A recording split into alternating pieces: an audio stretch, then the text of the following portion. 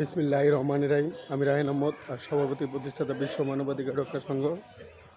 আজকে আমরা এসেছি ব্রাহ্মণবাড়িয়া শহরের বাংলাদেশের ব্রাহ্মণবাড়িয়া শহরের দাতিয়ারাতে শিক্ষা প্রচারণার জন্য কাজ চালিয়ে যাচ্ছি। আমার একটি স্বপ্ন, সারা বিশ্বের সকল শিশুকে শিক্ষার আওতায় নিয়ে আসা। সেই মহান ব্রত নিয়ে কাজ চালিয়ে যাচ্ছি। বাংলাদেশ ইন্ডিয়া সম্পর্ক কীভাবে স্বাভাবিক করা যায় এবং বাংলাদেশ ইন্ডিয়া সম্পর্ক কীভাবে উন্নত করা যায়, সেই জন্য বিশ্ব মানবাধিকার রক্ষা সংঘ এবং রায়হান আহমদ একাডেমি কাজ চালিয়ে যাচ্ছে। বাংলাদেশ ইন্ডিয়ার মধ্যে যাতে যুদ্ধ না হয় সেই জন্য কাজ চালিয়ে যাচ্ছি। গতকাল বাংলাদেশের লালমনিরহাটের পাটগ্রামে উপজেলাতে দবলগুড়ি এলাকাতে ইন্ডিয়ার বিএসএফের গুলিতে বাংলাদেশের একজন মানুষ মারা গিয়েছে। তার নাম আলী হোসেন। তার বয়স 49 বছর বয়স।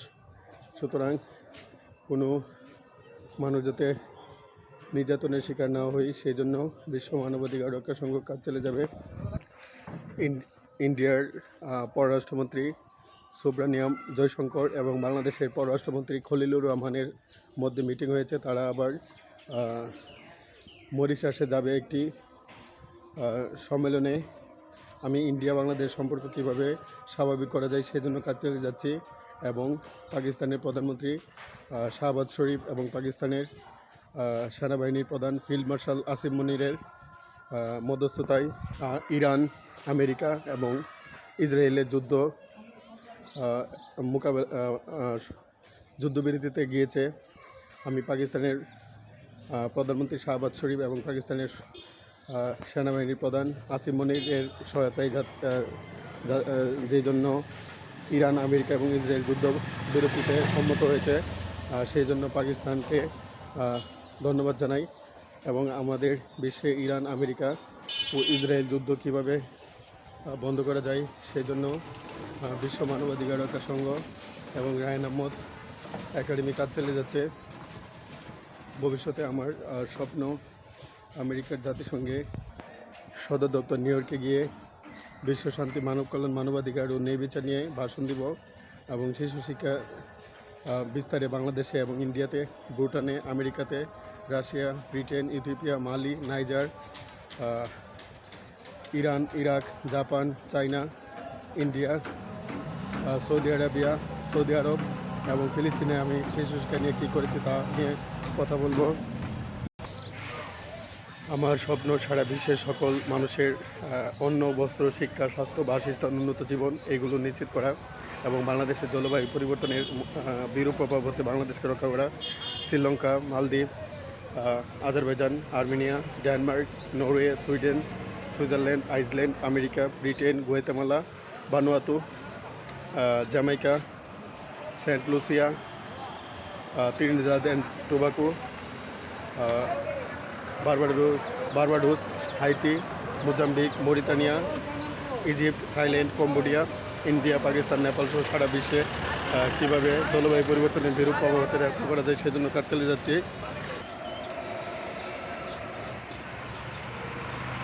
আমরা এখন এসেছি ব্রাহ্মণবাড়িয়া ইউনিভার্সিটি অফ ব্রাহ্মণবাড়িয়াতে, একটি প্রাইভেট বিশ্ববিদ্যালয় ব্রাহ্মণবাড়িয়া শহরে। আমরা ব্রাহ্মণবাড়িয়া জেলাতে একটি পাবলিক বিশ্ববিদ্যালয় যাতে স্থাপন করা হয় সেই জন্য বাংলাদেশ সরকারের দৃষ্টি আকর্ষণ করছি এবং ব্রাহ্মণবাড়িয়া সদর উপজেলা ও বিজয়নগরের মাননীয় এমপি সংসদ সদস্য ইঞ্জিনিয়ার খালেদ হোসেন মাহবুব শ্যামল গতকাল বাংলাদেশের পার্লামেন্টে ব্রাহ্মণবাড়িয়া জেলাতে একটি পাবলিক বিশ্ববিদ্যালয় এবং একটি পাবলিক মেডিকেল কলেজ প্রতিষ্ঠা করার কথা বলেছেন। গত কিছুদিন আগে ব্রাহ্মণবাড়িয়ার আরেকজন এমপি সংসদ সদস্য রুমিন ফারানা ব্রাহ্মণবাড়িয়া জেলাতে একটি পাবলিক বিশ্ববিদ্যালয়ে একটি